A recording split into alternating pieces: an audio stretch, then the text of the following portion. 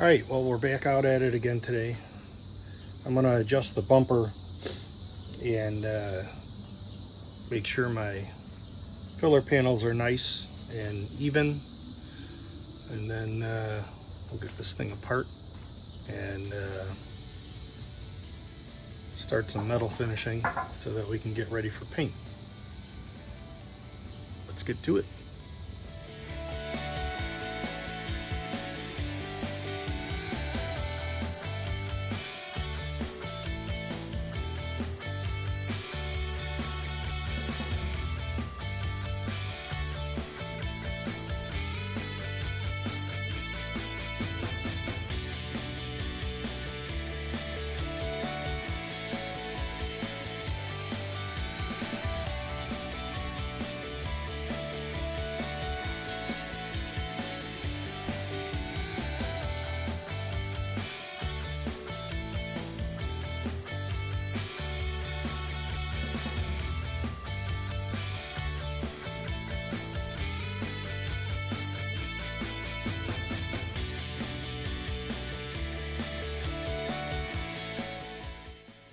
Okay, well, we're back out in the garage. It's been about a week. I lost a ton of footage. I've been busy with wrapping up the closing on my mother's house and slammed at work. So I'm going to get back to it today and I will bring you up to date to where I'm at. I had to modify the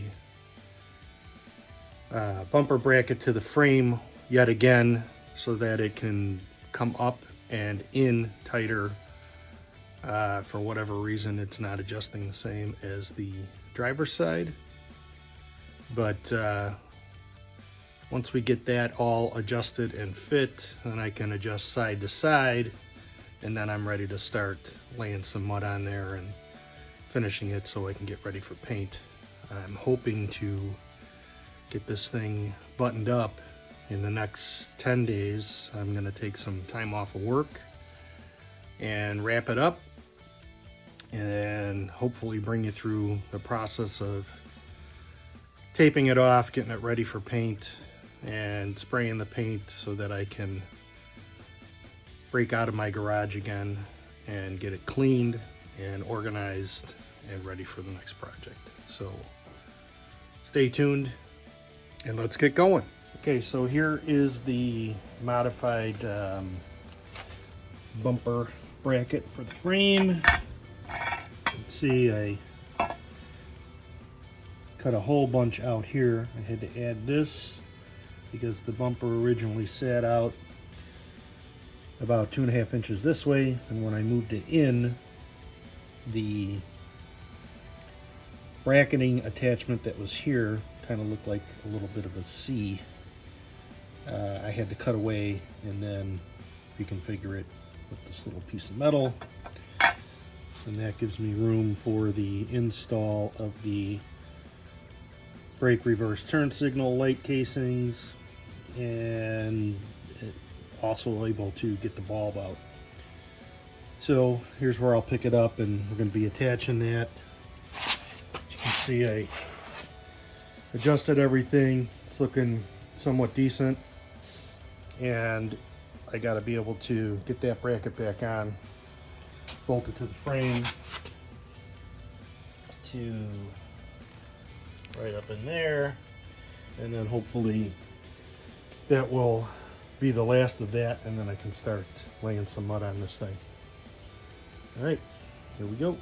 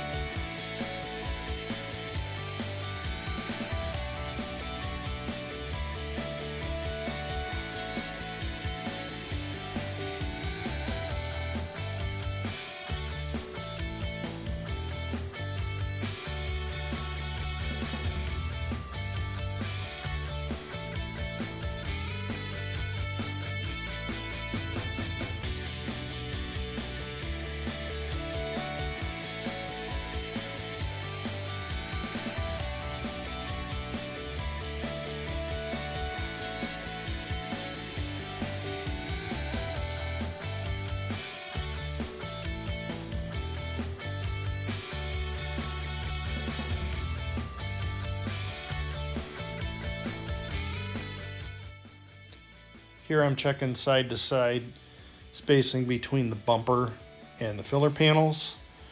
Then once I'm done with that, I'll pull the bumper off and shave a little bit where the light housings are going to be going, because when I get my hand up in there to attach the bolt to the bracket, it's really tight. So I'm going to make a little room between the back of the frame and the bumper by grinding a little off of each.